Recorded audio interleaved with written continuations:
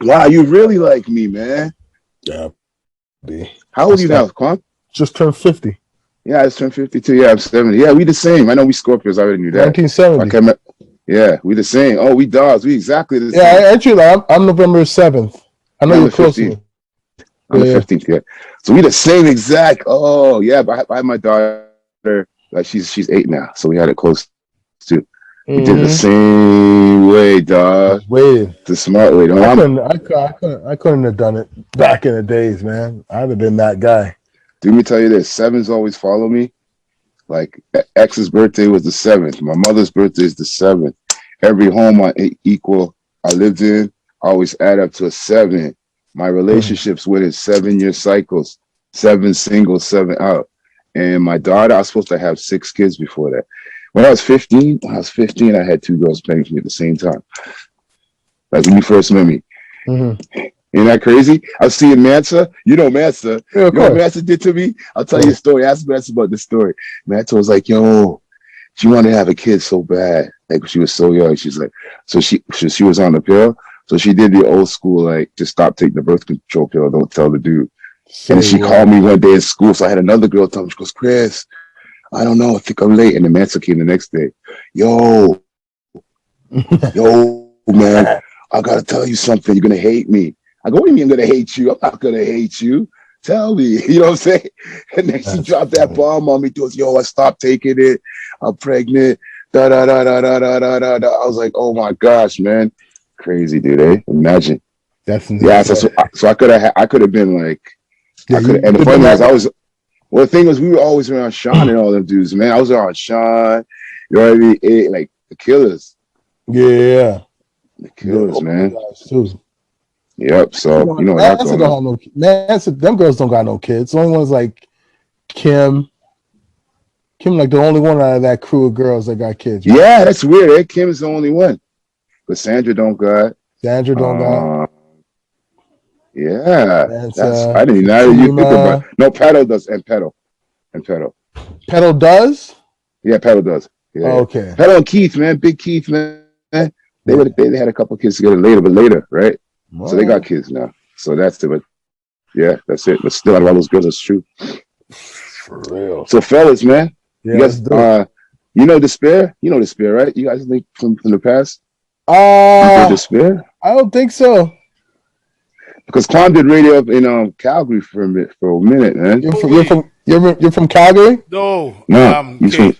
You know my cousin Dwayne Jack, and I knew Bubba B and all those. I used Oh, to hang out with Tyler. I used to be part of at Bricks Clothing. yeah, yeah, yeah, bricks. Yeah, I used to DJ for Tyler. Okay. See, I knew there was a connection. It had to be. Yeah, Yeah, and I yeah. DJ'd for Tabis and Dwayne when Mm-hmm. they were Cloak and Dagger. Yeah, Jack yeah. Mills is my cousin. Spence Diamonds is my Okay. cousin. Yeah, He's still grinding it out. He's another one who just had a kid too. yeah. I Yeah. just Oh heard that. shit. Yeah. Yeah, that Yeah. Calgary shit was crazy, boy. Oh, Calgary is rough. Yo, man, I don't know if did he ever tell you about when he got stabbed Who? with Jack? The Oh one, yeah, I got stabbed in Winnipeg after. you got stabbed in Winnipeg I after? got stabbed 5 times in my heart. Shit. He's in Winnipeg right now. He's in Winnipeg. He's in crazy town. Yeah, when Dwayne got stabbed, I just left, and it was during that time that I did one of the parties That where shit there was was a my shooting. fault he got stabbed. Really? Yeah. Yeah. Got into a fight Why? with these guys and I was like, got into an argument with these guys and I was like, yo, Dwayne, you know these fools? Blah blah blah blah blah. And he came with me, man, and they threw it. It hit me in the head with a bottle and they stabbed him in the back.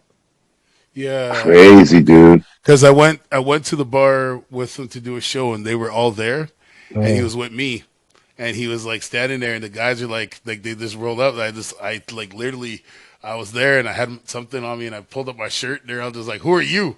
And I'm just like, "I'm his cousin." And they're like, "What?" And it was just like after that, like they flooded hard. They were trying to work with me too with music. I ended up taxing them hard.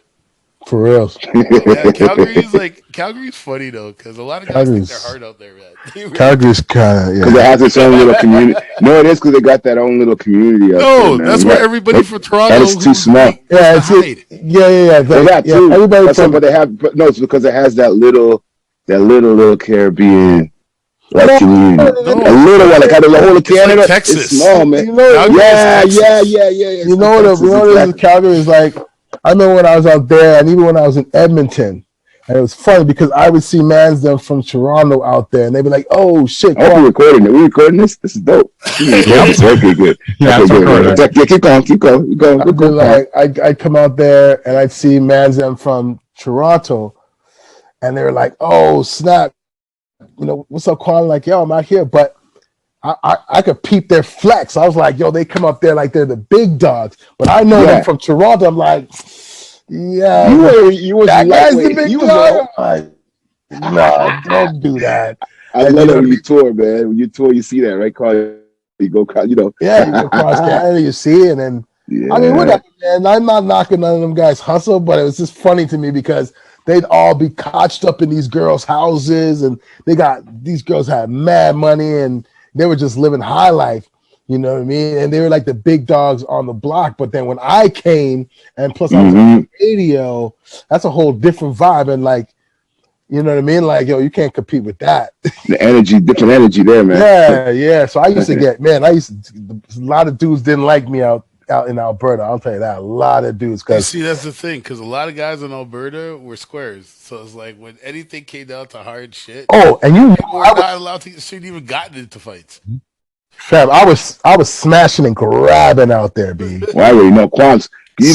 We'll get into this interview, but I already know Kwame out here. Kwame could go to you. Kwame, you like in New York, you could.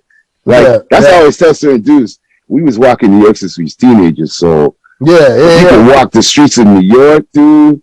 Exactly. Like, you can walk. It's like if you could walk New York, you walk in it. Yeah, so you got that, and that's where for me, it's so interesting that the whole New York flex. I remember like being before I got to like high school, like you'd visit your cousins and stuff like that. But then when you get to be a teenager now and you're visiting your cousins in New York, it's not you're in the house with your parents and the family parties. Now you're a teenager. It's like, okay, I can run the streets with my cousin, and my cousins lived.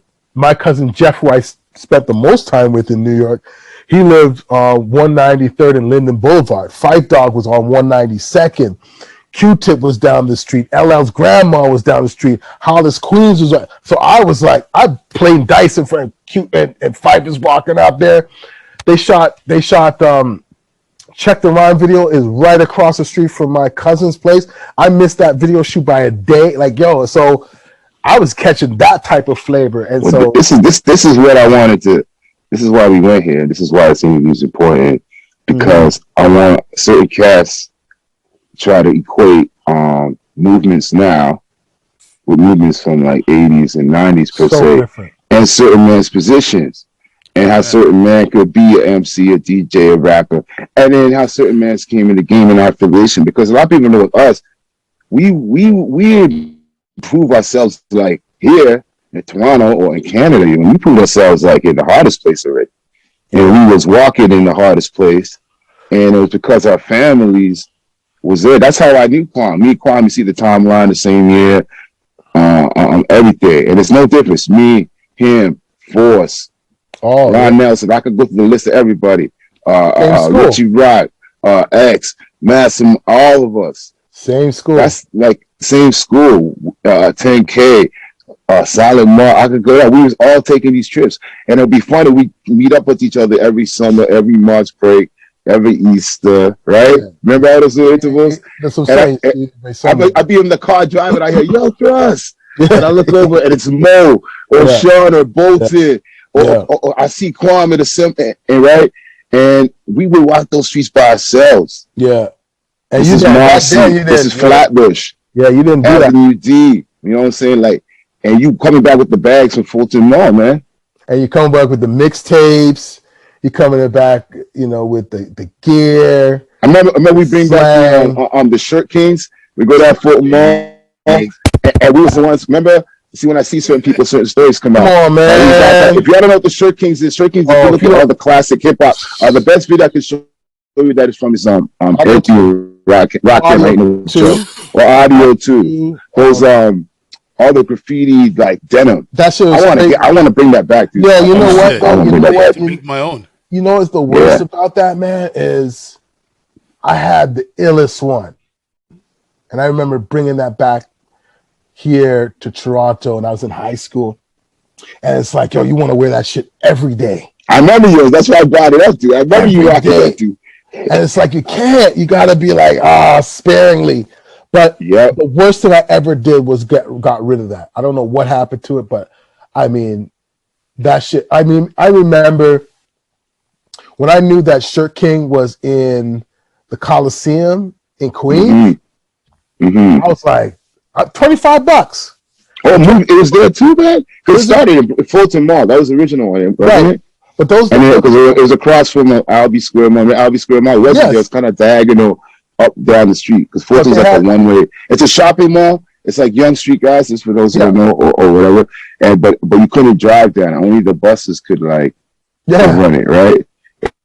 And that's where Biz Marquee. Look at Biz Marquee references that all the time. That's where all those guys. And then I moved to. I went to Queens too. I didn't they had one in Queens. It makes sense to move because it got big, right? Well, the Coliseum, the Coliseum. For those who don't know, if you want to know the Coliseum is, look at the ice cream video from Raekwon and Ghostface. That's that mall. So if you're in Queens, that's the man. Oh my I remember walking up there. Oh my gosh! I met Jam Master Jay's brother there. Onyx, I'll tell you. I got a crazy story. My ex-wife. I know you like the story. I was married before, and her family, her cousin lived there, close to Queens, and he went to school with all of them, man. The whole Supreme team of them, dude. Jesus, like he knew them, dude. That's not. Yo, I went to this trip to Queens, and I sat in his basement. You know how I love to talk, y'all? Let me tell you something. I sat there for 3 hours and I just quiet like, yo, he next to the man, dude. And every story, because he was smart. He goes, I was a nerdy smart one. You know, you're the smart one or the talented one, so you get closer. And that's how he was, man. Right. Oh, man, the stories. I was thinking about you too, man. It's crazy to hear those stories, man. But yeah, that mall, if you're going to get a headache, man, like, if you want to go see shoes, man, and jackets, and like every color and every tone, oh my Lord! Yeah, Coliseum is crazy. Yep. I used to be out there a lot for Labor Day long weekend. Yeah. I would do that just to do the walk, but for me, it was New York. For me, was like for most of the part was like end of August, September, which is like obviously that Labor Day time. But my whole thing was go up there just to gear up for the new. Yeah, that's back to school, man. You see, the best time was to go to those parties and see those sound systems on every block. Everybody's just playing music outside. And the double Dutch, everything. It was great times. I wish I had something to contribute here because I've never been to New York. No, but Austin's never place I've been is Boston. So Boston's its own flavor too, man. Boston's dope too, man. You know what I'm saying? But the thing is, the reason this is relevant is because a lot of people don't have that tie. And I like to say that we talk about our inception and the sound that came out of Toronto.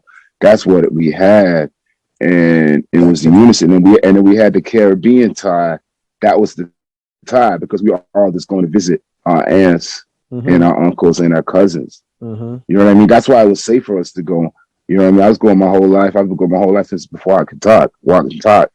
And so did the rest of my friends. And then even when I said I was going with the rest of my friends, it was cool because my family knew that, right? Yeah. So I know a lot of us, we learned to drive on that trip, man. Like even my parents, that's how I learned to drive. It was on the trip going to New York back and forth. Take the wheel, drive for a bit. Yeah. You know what I mean?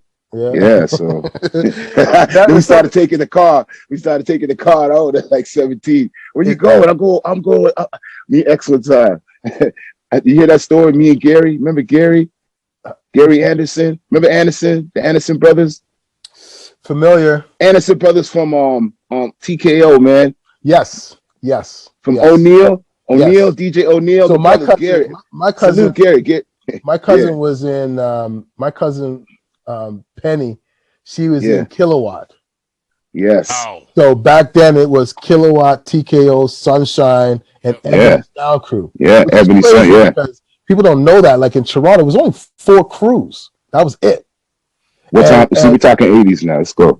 Yeah, but then at that time too, there was the Untouchable, and then there was Right, but holding down the different districts, like, okay, so Sunshine, like okay, if you're like in the West, like Mississauga area, that's Kilowatt. okay. Yep. Sunshine Dam was like more Toronto-ish area, Yep. and it was all these. It was a kind of Central. Yeah, it was kind of central. But my whole point about like why that area was really cool was, they would hold down each area, right? But then Ron Nelson would have these big parties at like the concert hall, which is Masonic Temple on what's that? Young and Davenport. Davenport. 88 young, man. Yeah, and then everybody at all the different, all like those main sound crews, everybody had their set. That's how I got into the mix. Because I was like, the first party I went to, I was like, I think I was 12 or 13 years old. And I got in because I was holding record crates, and Ron Nelson was like, yo, you can't. And my cousins was like, yo, he's carrying crates. And so I had to sit behind the DJ booth and just press record this. That was your story, like, yeah, I know that was your story, dude. Which crew was it? Who was it? Kilowatt? Kilowatt. Yeah, I know Kilowatt forever. You know my story? Do you ever hear my story? You want to see my stories, dude? Well, I have to call Warren Uncle Warren. Okay. Because my dad, Warren's an electrician, right? Warren owns Sunshine. Warren Wembley is the one. Yeah, he's an electrician. It makes sense. That's why he had all the DJ equipment, and he owned the store, and he rented, and he serviced, and he repaired everything. He's an electrician. And my dad's a plumber. Okay. Right? Okay. So Warren has known me since I was like 2 years old, my G.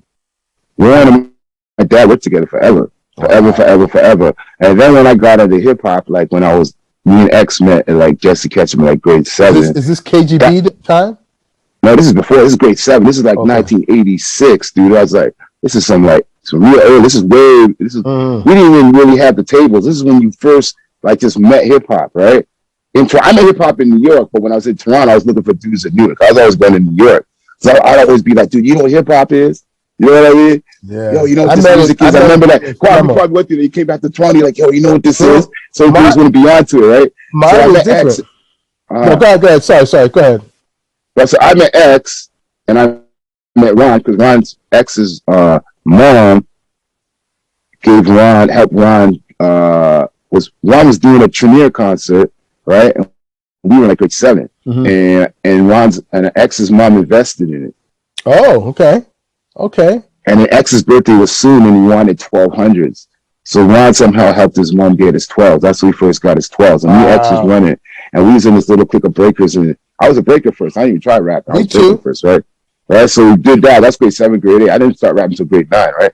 Anyway, and then after that, at the same time, I didn't know when I wanted to go to a show and stuff. It was this. Remember the Pepsi breakdance challenge? The Pepsi breakdance challenge, the huge ones, the crunchy challenge, and all that used to go. So when they had the finals, right? It was the finals at Concert Hall, and I wanted to go there so bad. That's when I was into break. I remember the movie Break. Rest in peace, Ozone. The breaking came and the movie came out. Everything. I was like, oh, this is it. I was going to New York. I was like, yo, I got to go. It's actually a hip hop thing in Toronto, and I live downtown. I could have walked in 20 minutes, and I looked on the fly and I saw Sunshine. I go, that's Uncle Warren's party. So how I got in, I was like you. I was like 14, and I got in the party because it was Uncle Warren's party. Yeah. So I met Ron at like grade 7, and I knew Ron my whole life. So that's why I was just like you always see me young and early. Yeah, I remember you used to see at the concert. I used to see at the concert hall dancing. That's my first memories of you is dancing. Yeah, I was dancing, man. We used to go to high schools, dance routine, ice, 10K. Big up 10 KGB. Me and 10 still tight to this day. And then I remember a flyer. I remember a flyer, and you guys had the KGB. You guys had the Russian hats. Shit. I was like, what these guys is doing? These guys is bugging out. That was the wild dudes. That's the 90s, man. But the 80s was just the format. When we was running from the 80s, me and 10 is cool from the 80s. That's all from Runnymede, man. I was at Runnymede with Dave. Oh, you went to Runnymede? Yeah, I went to Northern. Okay, I went to Northern, and when I was in grade 9, my first ever rap experience was I ran it because Regent Park used to run Northern. I was always one of the tough dudes, man, which was good for me because now it paid off, right? So we went to Regent. Regent ran Northern. Northern's like a young Eglinton, but that's downtown. So that was when Tilt Rockin' was there. I went with Tilt, Fish, all that big. Remember, Regent was running to Harlem. It was all my school, man. And then after that, I went to running meets. I went to Northern to like grade 11, and then I went to running meets. I went to two right because Northern went off. All the future cats left, and it went on like very hippie, very like preppy. That's when that prep stuff was in. Remember the prep to call it? Prep. So got real preppy. So I can't do this. I'm hip hop. So I went to running meet. That's when Ice and Ten was going to running meet, and then that's why I met Frankenstein. And that's why I met Frankie. Frank is dope. Frank's on our show. We did some music together. Frank's good, man. You gotta I gotta call him. I'll send your number right after. Frank is awesome. Me and Frank is building. He's in our camp right now running. He's doing so good. He's doing really good. I got it. Frankie is one of my favorite people in the world. Oh, Frankenstein. Tell him Despair. Hey, man. He's on a remix for Despair right now. Yeah, man. Okay. Frankie's got a studio, and Frank is doing real good. Frank's my lifetime friend. He's a Scorpio too. You know, his birthday's just right before mine. He's like the 14th. He's the 14th. When I worked at Kiss 92, he did some music for us there, and then we did this thing. We had this show. It was like 99, 2000 called Wham Bam Thank You Jam, and it was me, Frankie, DJ Short was DJ. What's Frankie? Black guy Frankie? No, Frank. No, Frankenstein. Frankie's right. So I had to make clear. Rest in peace. Rest in peace, Frank. Yeah, I had to make sure. Frankie, I got to make sure. Frankenstein is so. Short was DJing, and I was doing like with the DJ and we hyping the crowd. Had like 10,000 people. It was just so crazy. And then we did this opening, and it was me, Rain, and Frankenstein. I wish I had that rhyme, man. That shit was dope. It's like, we came out. And Beyonce then was there. Beyonce. That's when Destiny's Child first came out.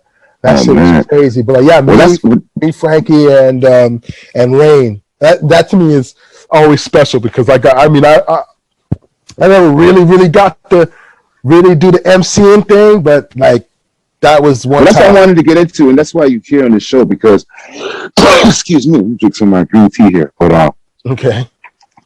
The reason you're here is because a lot of people know you, but a lot of people really don't know how heavy your contribution is and how broad. Because people look at, this is Kwame, this is the Kwame. So people know you from radio. People know you from a lot of people recently will know you from your doc, your Soul on Ice, and what you did with the NHL and black hockey players and doing something really historic. But then I know you from like Mishi Me, from B Factory, from this hip hop, from parties. There's so many layers. So like in your own words, like what if you had to do like a self by like what do you like? What is it? What is the Kwamster? What is your direction? What was your drive? Where did it start? And what's in the catalog, man? Because I think we need to know, man. Because I think for me again, it started with like my cousin bringing me to those parties. That's where I really got the bug, like just being there. I remember that was like my first jam was like at Concert Hall. Right after that, it was Big Slice, which everybody did back in the days. You went to Concert Hall, you went to Big Slice. I remember my ears were ringing. Like I remember, like I wanted to go home, and my cousin was like, "Nah, you wanna hang? This is how you hang." And it was probably only like 2 in the morning, and I was losing my mind. But that's where those late nights you want to go home, man. Yeah, I was like, I just want to go home. And she's like, "Nah, come on, man." And then I just remember my ears were ringing for like a day. But that was like the first time I really got the bug. And of course, like in high school, just like everybody else back then, you were in a breakdown. How did you get with Michelle? So you were there right when she was first started? No. Or you come after? I remember she was 16 in Weston. You came in after, right? What was the link? How did that happen? I mean, of course, just like anybody else, you had a crush on Missy. I was, she was just the whole world. You saw the first rhyme I ever wrote was a love letter to Missy. That's my word. And all I can remember is the first line was like, "Dear Missy Me, I want to talk to you." And I can't remember the rest, but I just remember that. But I got with Missy just before she started doing the Ragadeth stuff. That's right. hip hop stuff, and we just we kicked it because I was trying to talk to one of her friends, and we just ended up being friends, and then the crew wasn't even the crew. Was it Sidekick crew? Yeah. Oh my God, Jennifer. Salute Jennifer. Yeah, all I of them. can't remember. Oh my gosh, a blanket on the rest. Girls don't kill me. I'm sorry, it's been so long. But yeah, that was like. If you don't know, Director Austin, that's like, if you should have seen, man, put you in the time machine, dude. Yeah. See that click. Oh my God. For me, like we started working at a basement studio, Orton Isaac studio, and me and this other dude were just working on some music, and she was working on something. So we're always together working, blah blah blah blah. But then later on, when that kind of fell off, Missy was just like, "Yo, just come on stage with me. Like me and you got the same vibe, we got the same energy." So I would just point say for her, you know what I mean, just be her hype man and stuff like that. And so that's kind of like we did that for a number of years. Like it's really cool because it allowed me to tour Canada. I got to see Canada for the first time and opening up for Public Enemy. Like that was, there's no other experience than being able to be on a plane or on a bus or in a hotel lobby sitting with Chuck D and Flavor Flav and X1Ws, and we went to Dominica, and like that was really cool. So we did that for a lot of years, and I think that's where most people started to see me around, But just like anything else, man, it's like, you get tired of being that guy. So it's like, and I was like, yo, I got to find, like, what do I do? That's what he does. Well, what am I going to do? And so that leads to what radio? That was the next step. TV. Okay. Fat TV. That's right. Yeah, that's right. So Eldon Maskell had, my homie. I grew up with Eldon too. Man. I didn't know that. Yeah, we used to hang out. Me, Eldon, and what's his name, man? I knew Ricky. Ricky ran with Harpoon and them dudes. Ramel and them. Harpoon. I know Ramel. I met Ramel. I knew Ramel. Those guys later. They go, plus, you don't remember me? You knew when I was like 6 years old. Yeah, I used to go to the same Boys and Girls Club, St. Albans. Eldon lived down the street at Maskell's. I grew up on Walmart. His mom's store is right on Bacchus, so I used to always walk over. Right where Two Black Guys is. Right around the corner, Two Black Guys used to be. Yeah. So that's my hood. So it's funny, man. So Eldon, dude, my dude. He cast me to host that show, and so that's kind of like the first time I got to do something that was on my own, and I was starting to develop my own character, who I was. That only lasted like 2 years. I made like $500 in like 2.5 years doing that TV show. You know what I mean? But for me, it was more about the experience and just getting in the mix, because now, people can actually be like, oh, this guy, he actually does something, And then 99, that's when I started doing the radio. I did the radio for the first time, Kiss 92. And that was based off of just working on the television show, because at that time, Rogers had owned CFMT. So the people at Rogers knew me from CFMT. Like, I don't know how, but they knew me from CFMT. But I remember being in their offices, and DJ Short's the reason why we actually got that show. I'll always say really? Yeah, Salute Short, man. I was like radio show top 4. I'm like, what? I'm like, I always wanted to do radio, but I never thought it would be possible, kind of a thing. And then I remember, like, our first interview, I'm out there smoking weed on my block and stuff like that. And Short's like, yo, we got, he's gone. He already did this. I'm like, he's like, yo, we got it. They're serious about it. I'm like, okay. Next time I'm coming. And so when I went there, I remember being in their office, and like I saw any mix show DJ from college radio at that time in the late 90s, their tapes were on the wall. I'm not going to say their names, but everybody's on the wall. And I remember telling Sean, like, Short, there's no way we're getting this over. Bing, bang, bang, bang, bang, bang. There's no way. Exactly. There's no way. These guys been doing it, like, boom. A Friday night, they called and said, yo, you got the job. And I was like, holy shit. First person to call me was X. First person to call me was X and say, congratulations. Something like that.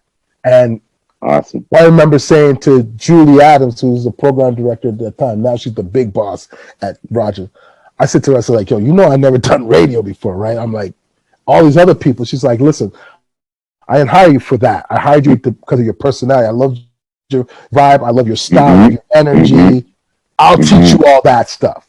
I can teach you that. I can't teach you style. What you got? Yeah, exactly. And I was like, okay, boom. So then that turned into like a 14-year career, which was great. But the one thing I learned about radio, especially here in Canada, is like, if you're a black male, there's only so far you could have gone. I don't know what it's like now, but for me, I was like, yo, they weren't giving me no major morning show. They weren't giving me no major spots. There was like, if you think about it, like, I'll tell you honestly, man, there was a time, I swear to God, there was a time that myself and Slim, remember Slim? Yeah, I remember Slim. Myself and Slim were like the only two black males doing top 40 radio in all of Canada. I wonder if there's any even right now, because I'm looking around. Top 40. I mean, I think if you could, I think Chum would be considered top 40. They got that kid he's from Chicago. He's out here. Jamal, I think. Yeah, Jamal. Yeah, no, but you see what I'm saying? They got that kid. I'm talking about. Here we are, Drake. This, that, Raptors championship parade, hip hop, 80s, sacrifice, lives come and gone. And it's funny. You just talked about something really funny. Well, I already knew the radio here. There's only like 3 or 4 stations, anyways, to consider urban or top 40. And no, man, there was nothing. There was nothing, man. Nothing. It's actually nothing, yo. I went from the biggest radio station in Canada to like the smallest radio station in Canada in my career. I always went like that. I went, when people go, usually radio, you start in a small market and then you work your way up. I went the opposite way. It's so weird. That's the weird thing about here. Here, when it's like it feels like, and especially, I don't know if it's like across the board, but especially as a black artist or black man, it feels like it's like there's nowhere to go. Like you'll get there, but then that's it. Nothing. You know what I mean? Like there's no. I think next step. It's like because like we did this song, no music industry, because the industry is not solidified, so there's no like natural steps. So you better be humble in your way too, because what's that next step going to be for you unless you create it? You know what I mean? Well, for me, it was like, let me just go and have fun. I never thought about it. I was just like, I just was good at what I did. And when I was working at Flow made me realize like freak this. This is not what I signed up to do. Like Flow really was an eye opener. I know everybody got that shit made. Oh man, let's open it up. You can say what you want out here, man. There's no stay. Say what you want. No filter, man. We open up right here, right? It was just the most uncomfortable time in my life as a radio announcer. I felt like I was on an island working there, and I thought that was going to be like when Flow was first announced and it was going. I was like, okay, here we go. We about to get busy, and even knowing all the talent that was coming to try to get down. I was like, oh, okay, we're about to get busy, and now we can all. But I was like, what? For those who don't know, Flow is like Flow of those outside of Canada or even outside of Toronto. That's like Toronto's main. That was like our first urban hip hop. That was supposed to be the home of hip hop. Yeah, and they still call it that, but I hear no hip hop on there. But it's okay. So for me, I don't know. It was just a bad experience for me. And I'm not knocking anybody who came from there or did that. Everybody got their own experience. But my experience, it was like one of the, as we would say, the TSN turning point for me. And that's why I jumped and I went to Calgary. I was like, I'm out of Toronto. There's nothing here in Toronto for me. For me personally, for Kwame, there's nothing here. And if I want to make my own mark, I got to go out on my own. So I was like, I'm out. Honest truth, they never fired me or I never quit from Flow. Just never showed up. That's how much I didn't care about what I. Yeah, well, I understand, dude. We could have a whole show on that because everyone got their stories. I got crazy story for you about that. So, but that's you want stories you won't believe about that, man. Yeah. Like certain meetings and stuff that came back and stuff people said. Yeah, I'm gonna get into that. You know who you are when that time comes. That can of worm opening, man. I didn't forget you. No, because I couldn't believe the words coming out of people's mouths in there, man. Like unbelievable, man. I think it's just because it was a first, and it was like when you get something first, it's like everybody feels like they know. This is what it was. It was a first It was the people in charge, and not the people that was from the States, because they didn't know. The people from here, Listen, and I can't even say. Girl from the States. I'll Girl from the States killed it. Venom wasn't really around. You would see that, so he signed it or whatever. So you guys could smart figure out the rest, and we talk about that later. But that's a whole other episode. You know what I mean? But I know there's a million stories. I know everybody's story. We need to get circle of life, the tree of life, and when one thing shakes the whole tree. You know, that shook the whole tree, dude. Every branch got shook from that despair. You know what I'm saying? Like everyone. That would be interesting. That would be interesting. You got a full story, man? You got like 10 of them. Yo, I heard so many. Like I've heard. Oh my gosh, so dude. many. There's so many, dude. Like even at that time too, you had that, and then what was that other? What was that awards you guys had out there? Dude, I wasn't part of that, dude. I wasn't part of the stylist award. Listen, that was. Let me tell you something. That was the period. Look at my hip hop history, and if you look at me, that was the period when people stopped seeing me around. Like I stopped going to shows. I wasn't part of that. I was like, Kwame, I left Toronto. Like not like spiritually, mentally, like I left. You know what I mean? Because all the whack stuff was happening. And the funny thing about us was too, we already left from like way back from like 87, 88. My state was always international more because we was always traveling to the States back and forth. We already seen the speed that things were supposed to be at. That's why I tell my friends, I said, y'all see the game at slow speed. I said, I seen everything running. Yeah. You know what I mean? It's like, I know Donovan Bailey, man, through Russ at work, and that's the first thing he said. He goes, I go, how'd you do it, Donovan? And he's like, yo, we was in Canada. And he said, 1 year, we decided to go down to Texas and train with the U.S. guys, and so did the Caribbean, right? And look what we're seeing now. Mm-hmm. Who's the most dominant, right? Right. So that's just kind of where we were at, like with the thing. I feel you, Plum, because it was such a glass ceiling at the point. And it's like a game of charades. You know what I mean? Like people just taking roles and playing like they got power they ain't got. I know you ain't got that power now. You know what I mean? Yeah. That's why T was one of the realest ones out of everybody, dude. Because T was always straight, man. He was always straight with you. He did what he could do. He told you when he couldn't do it. That's what I like him. That's what everybody tells you what they could do. But there's a lot of people told you they could do it, and then they put on this extra stuff on top, Kwame. Yeah, when you get the record deal, you need to get this, all this other stuff too, right? Yeah, you take it care of. No, T would say, no, Russ, I could put you on anytime, but only once. And this, and then he laid it all out. You can do it anytime you want, but only once. Pick your right time. This is it. And I said, T, the only one that ever did. You never oversold the dream, never nothing. You know what I mean? It's just what it was. And when the time came, it was proper, and you did it. You know what I mean? I think that's why everybody respected T, man, to the max. All the artists, everything, and he was intelligent with the interview. So, yeah, man. But in a nutshell, so you went to Calgary. You're saying you were at Calgary then, yeah? Yeah. In a nutshell, I went to Calgary, had fun out there, came back to Toronto for a little bit, then ended up spending the most of the time, like the last little bit of my radio career, was like in Alberta, and that's when I was kind of like, okay, this radio thing is just not for me. There's nowhere I could go with this. And I was just getting at that point in my life where it was just like, you know what, man, I got to start doing other things that were, that's going to make me happy. And I always wanted to do film, and I was really getting into hockey even more when I was living in Alberta.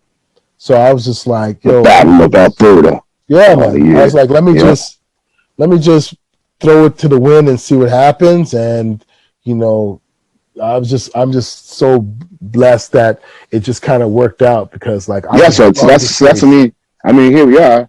All of us, everybody here is a bunch of hockey puck heads here. Despair. Yeah. We felt funny was funny. Well, the last funny was how we got here was the last podcast we had Nish on, right, guys? Remember?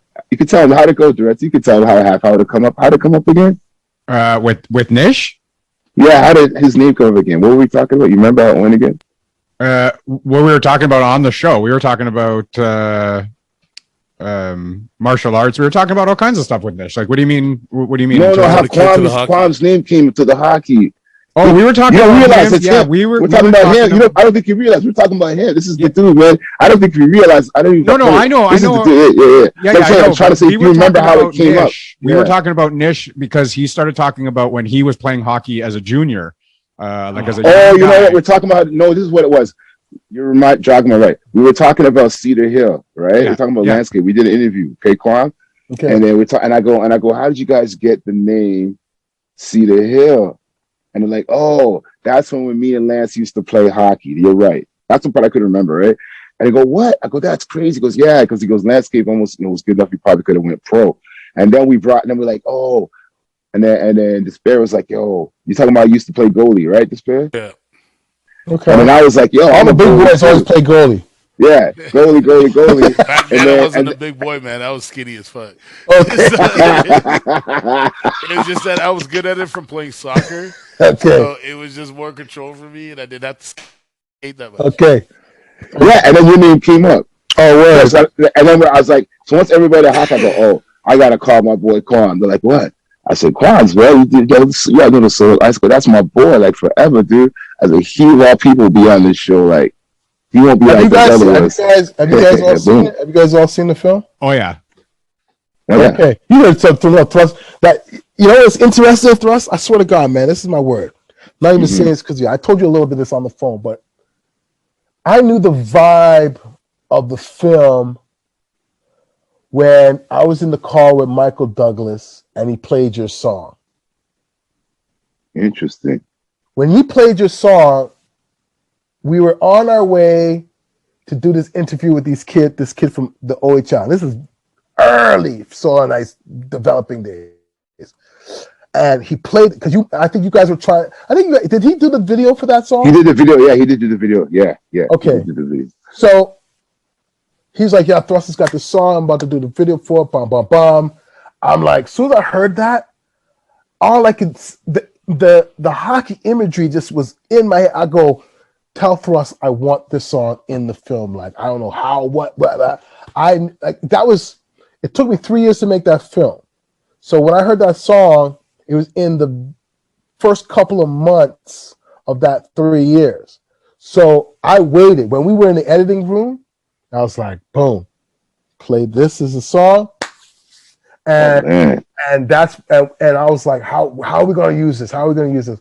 I was like, for those who haven't seen the film, that's during the combine part of J.D. Lindo's the kid that's in the film. And when that combine, we were doing a montage of shots. I was like, this is where it's going to work. And then like the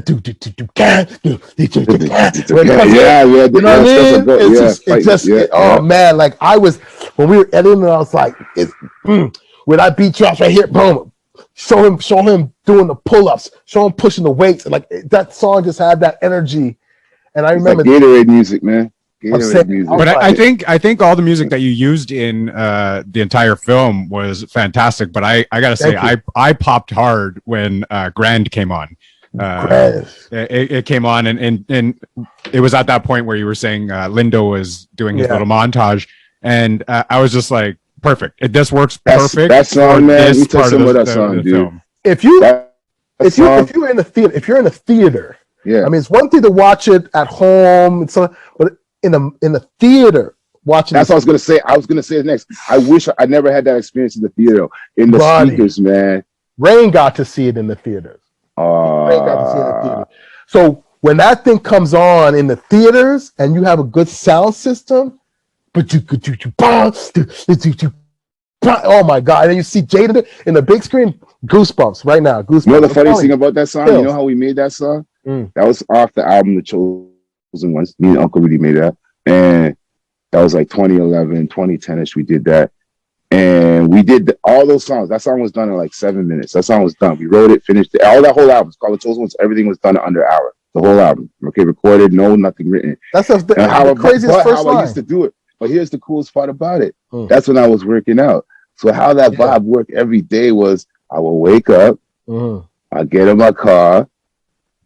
That's when I was recording at Cedar Brae. I drive to Cedar Brae, work out with Dell and the boys up there, like have a serious workout, you know what I mean? Come home, detox, go to slept on because that was Rickshaw. You know what I'm saying? Rickshaw had a studio, right?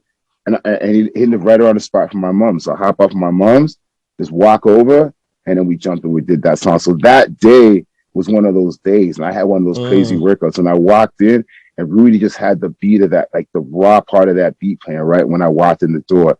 But you could tell when he has a good beat playing though, because it's just banging. Like you said that. Yeah. And I remember I came in the door and I just heard the raw part of that. You know, when you walk in, man, like you said, hearing that, man. I had the good workout. I came from the sauna. I had the thing. You can feel the energy of it on the track, right? You know I'm editing and cutting that song in, right? I literally came in the door. I literally came in the door, dropped what I was doing, went right to it, and it came out in like 4 minutes. I mean, so it's so that's so it's almost fitting that it fit the scene, and that you was in the car, because I always see people like the music's the energy, the mood. That was the mood, that the complete mood, and that's why I did the workout thing with the video with Michael. So that's cool, man. It just fits, because even like that, the opening line, like heavyweight spitters, it just it just fit Jaden at that point. So yeah, man, that's there's so many different moments about making that film, and that's one of those things. I just remember being in the car and we played that shit over and over and over again. I was just like, yo, if I can get this in the time. And that's why I knew, like, okay, so, you were talking about like the music in there. So standing out to me is like Thrust, Socrates, Rain, and oh my God, oh girl, Love Speak. That's at the end of the film. I can't remember her name right now. Oh my gosh, I'm blanking too. It's gonna come.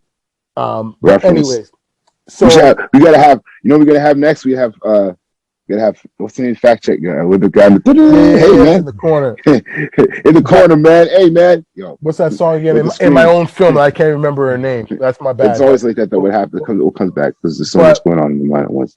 My thing was, when I was making that, I was like, it's got to have like some serious hip hop vibe to it, and then B, I gotta put people that I know and I love and respect.